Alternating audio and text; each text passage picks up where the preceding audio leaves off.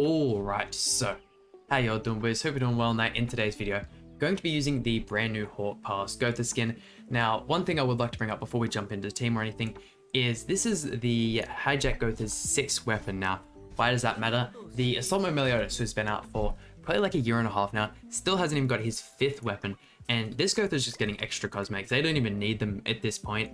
I mean, don't get me wrong, I'm definitely not complaining. This is a sick cosmetic, and I feel like for some of these larger characters, like Escanor or Hijack GOWTHER, they have so much potential with the skins and whatnot, and even like the old school Festival King, having like the extra teddy bear with him, they usually end up making super cool characters. But if you guys don't know what the Hijack GOWTHER does, the first card here, inflicts pulverized damage equal to 450% of attack on one enemy. If the hero's ultimate move gauge orb has 4 or more, removes 1 orb from the enemy's ultimate move gauge. It's bit of a paragraph, but I feel like most of this character's cards are like that. The second card here, for 2 turns, disables all skills of all enemies except debuff skills, including ultimate moves, disables skills which are rank 2 or higher, and decreases skill ranks at the end of every turn. That lasts 2 turns as well. When the same name rule was out and you could use the 2 rank up GOWTHERs alongside this GOWTHER, double ranking up and getting this right off the bat is just absolutely game changing. I mean, it disables everything except debuff skills, so it's not even like you can cleanse it or anything like that. It's absolutely absurd. The ultimate here inflicts damage equal to 40% of the hero's max HP on all enemies, then deletes all enemy skills. This might actually be my first time using this GOWTHER since we've got him 6/6 as well, so we'll see how the ultimate pans out. And last but not least, the passive, increase all allies' attack related stats by 2% and max HP by 1% each time the ally uses a skill, limits up to 5 times. So pretty tanky character, really good festival. Definitely one of the funner festivals to play. I feel like there's a lot of these ones, a lot of these real powerhouse festivals, characters like Barn, Trader Meliodas, Festival King, which just do so much by like thinking so. Like you kind of just chuck out cards and you win the game. But this GOWTHER on the unknown team can be a whole lot of fun, especially with like a True Seeker Merlin build. But jumping over to the equipment here, we are of course rocking the HP defense build. And then jumping over the cosmetics, I did show them a second ago, but I'll show them again. They are pretty much maxed out. Pretty much just given the festival treatment, but this is the team we're using today. I don't think I've actually used the Hijack GOWTHER alongside Meliodas, so I figured I'd give it a shot. But yeah, let's jump right into it. But I mean, look at that GOWTHER skin, and my oh my, this team here, if we had ended up going second, would have been absolutely devastating for us. But I mean, I know we're meant to be showing off GOWTHER here, but with this kind of card draw, you can't not just instantly kill Lily. At that point, like, you've just saved yourself so much trouble. I might actually go for the AoE instead, because we can save this card here for another turn. That should wrap her up, right?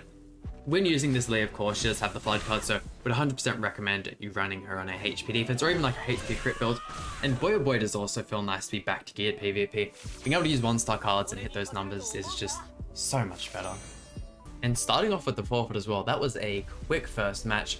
I feel like at this kind of CC as well, we are pretty much going to be CCing almost everyone. There are a couple 335,000 CT teams, but for the most part, we should be all right there. Using this card as well right off the bat, like with having Kyo and Meliodas on the same team, you cover so much of like the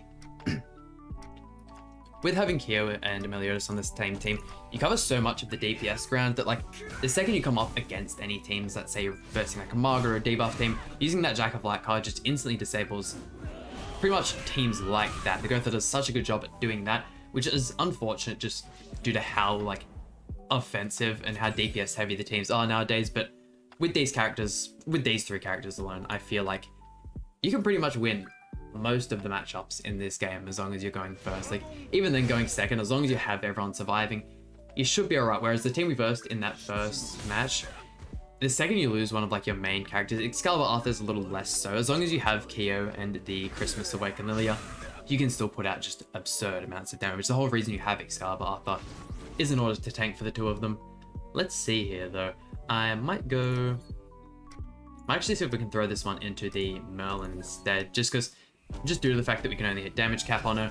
Just being able to dwindle away with her with some of the weaker cards definitely helps out. That should pretty much wrap up Escanor though. Damn, I haven't used Trader Meliodas in a couple of videos as well, and gosh, it is so nice just being able to have such a powerhouse in your team, like 400,000 damage off 2-star cards, and there is absolutely no way they survive this ultimate either. It's only 4/6, which, don't get me wrong, isn't bad by any means. Like, first time out of band, I know most players can like 6/6 the characters right off the bat, but Hey, my luck with the festivals as of recent has been absolutely terrible. It's kind of sad, but in other games, for example, I might actually continue this one on in the next match. We'll just chuck out the ultimate here, but my gacha luck in other games is absurd. Maybe it's just because I don't record the actual summons, but there we go, 540,000 off the 4/6 ultimate. That's only on 2 characters. Here we go, but what I was going to say is, on my global Dokkan account, we've recently had the Gohan Trunks, the future Gohan Trunks LR come out, and granted I did spend 200 stones, which is the equivalent of 4 multis if you guys don't play the game, on that banner, but on that 4th multi, I ended up getting a triple LR, and it was pretty much all of the new unit, which was still just absolutely absurd to me. Like, that is one of the best. I haven't hit a Twitter multi like that in ages. It wasn't a one and done, which is always unfortunate, but even that is still just absurd. Let's see here. I might go for the ultimate right off the bat. Probably not the smartest play in the world, but doing this disables the 2-star cards, which disables all of his king cards pretty much. And we disable the shield and any kind of disable cards, any stuns, anything along those lines. So granted, we have got the attack disable on us for 2 turns anyways. Just doing this though is going to help us out just a tiny bit. We can delete a bunch of his cards as well with the GOWTHER, since looks like he's gonna have quite a few silver cards. Hitting up the ultimate as well. 40% of max HP. Surely this is still going to do just a tiny bit of damage, right? We do have quite a few ignites built up as well. Can't remove the ultimates, which is one thing about the ultimate. Don't get me wrong, that would be absurd, because when you break ultimates, it also removes all of their orbs, not just the one orb. And look at that cutout there. God damn. Just shy of 300,000. Yeah, not the great. Hold on. Did I read the ultimate wrong? I mean, it just did there, but I swear it only deletes 4 cards. Does it get better with each ultimate level? Is it like the barn ultimate per se, where when you get it 6/6, it gets amplified? I know I read it at the beginning of the video, but I might have to go ahead and have another read through that, because that definitely shouldn't have done what it just did there. Let's go 1. Oh gosh. Not like I can rush his ultimate either.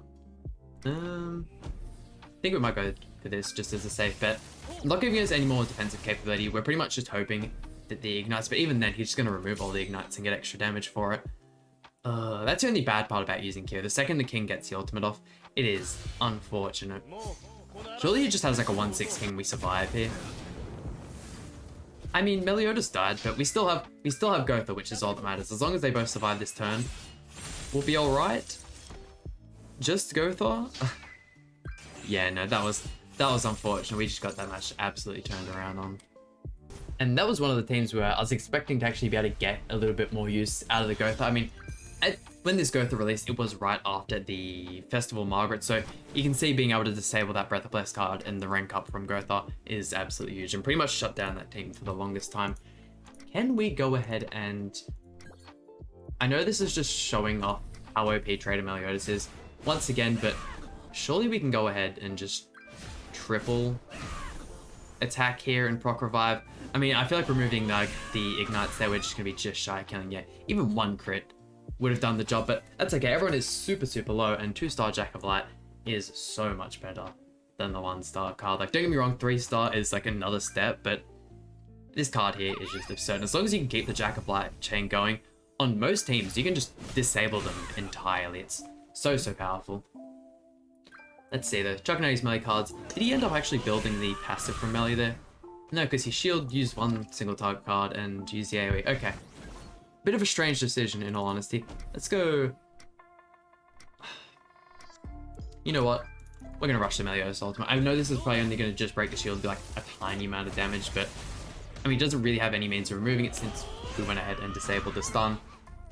Let's see what he's going to do here. I highly doubt he can, like, muster any kind of comeback, especially once you've got this and your opponent has no way of losing, like, removing it. Even at 1/6, like, there's not many teams that can survive that. It's a crazy amount of damage. Definitely stronger than the King's Ultimate. However, the King's Ultimate does remove debuffs from you, so... I mean, certain teams, obviously, versus Kyo, you want to remove those ignites. And in stuff like the Bird Raid, I found on some of the phases, you do definitely want to try and... There can be buffs, like blockade buffs and stuff, which... Or even, like, infect on some, like, the final phases, which removing those is absolutely detrimental to sometimes finishing your run, but... Gonna chuck out the extra 2 single target cards there, get a couple more buffs, and what do you reckon? Maybe like an 800,000? Boy, oh boy, was I wrong. 1.5 million. That's only with 4 attack buffs. Holy, like, you just can't showcase other units with him and expect them to look the same. It's absurd. And if you guys have made it this far in the video, let me know in the comment section down below who you prefer. If you prefer the Trader Meliodas or if you prefer the Festival King. I mean, if you guys watch the channel, you will 100% know I am easily on the Trader Meliodas side. I don't know the single target card, and I just prefer Meliodas as a character over King. The power creep and like what the King did to the game, and PvP in general, like the second this King released, the PvP was just instantly turned into such a different game. Like so many teams became viable, and because right before that it was the Barn Terry meta, and like if you weren't using Barn Terry and you went up an opponent who was, you didn't have a chance of winning. Even if their Terry was 1-6, their Barn was like super, even though the Barn was 1-6 as well, it's just so hard to be able to bring a comeback on that team with the HP. But they just absolutely changed the flow of things, and it's so much better nowadays. Like release and like King releasing are kind of like on the same level of how good a PvP is. But also look at how much damage we did to the GOWTHER on the AoE. I've just been rambling and didn't get time to bring it up. Let's go 1, 2, and 3. I mean, we haven't even really seen like a crazy amount of GOWTHER in this showcase. Granted, you've seen a lot of the skins. It's probably the biggest character on the battlefield, but we've been showing how well our team synergizes in the fact that we absolutely clap everyone with Keo and Meliodas when we need to, and the second a buff character comes up or we need to disable an ultimate or stop a stun from coming out to, you know, allow us to get our ultimate, GOWTHER is there and providing that anytime need be. Look, stops the ultimate. If we like, we can also remove the ultimate, and then we can do some extra damage. We're going to kill the GOWTHER regardless, but let's say he's a little more wailed out. He survives these hits. GOWTHER's still doing everything GOWTHER needs to do, so although he's not looking as good as Trader Meliodas because big Unga Bunga damage, he is still putting in work, that's for sure. And onto our final opponent. God damn, do I feel like this video has gone insanely fast and actually getting out CC'd as well. Definitely glad this happened at least once during the video. Coming up against Eskin or Trader Meliodas, so does anyone survive the double Eskinol single target into Meliodas single target? Like, I feel like the only chance you have against that is if you're using something like an evasion food or maybe even like a barn team, maybe.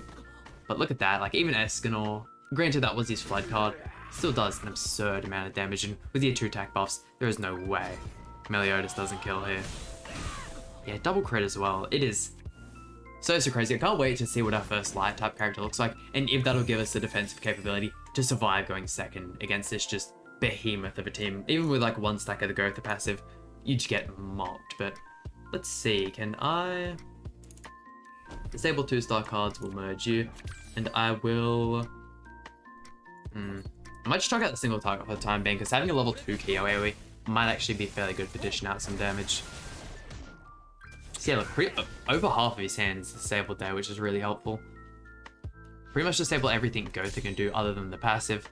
And let's see, I mean, once again, I'm not expecting like a crazy amount out of the ult, but maybe if we double single target, with the fact that we'll be getting like the full effect from the pulverized card since we're at max ultimate gauge. Oh no, we lost Keo. I feel like we easily could have been able to use the ignites to our advantage there and killed Meliodas. He's got that many stat buffs, there's nothing we can do here, but I mean, at least we will wrap up the video on a GOWTHER ultimate. The cutout is absolutely amazing. I feel like they've been doing a great job with all of the cutouts, and they're doing a good job of actually giving all of the skins the cutouts they deserve, because for a long time they weren't giving them that. But another 300,000 damage. Once again, if we had Kier, I easily reckon we feel like we could have taken out the Meliodas there. There we go, and that just about does it for today's video. Also, one thing I'd like to say before the video ends, almost on our way to 8 million bucks CC. It's been an absolute grind. I've been working on this a crazy amount pretty much every night, having the game on auto, just grinding enhanced stones. If you guys are interested on just like the fastest ways to boost your bucks CC, let me know in the comment section down below. I'd definitely be interested in doing a video on that one. But there we go, that does it for today's video. Super happy with how our team showcased, and super happy with the GOWTHER skin. Once again, GOWTHER is by far one of my favorite sins. I feel like a lot of people don't appreciate GOWTHER just as much as they would, especially if you've only seen like some of the earlier seasons. I feel like they can definitely downplay GOWTHER a lot, but I mean, that just about does it for today's video. Hope you guys enjoyed. Please hit the like button, subscribe. Really means a lot to me, and I'll see you guys for some more Grand Cross content.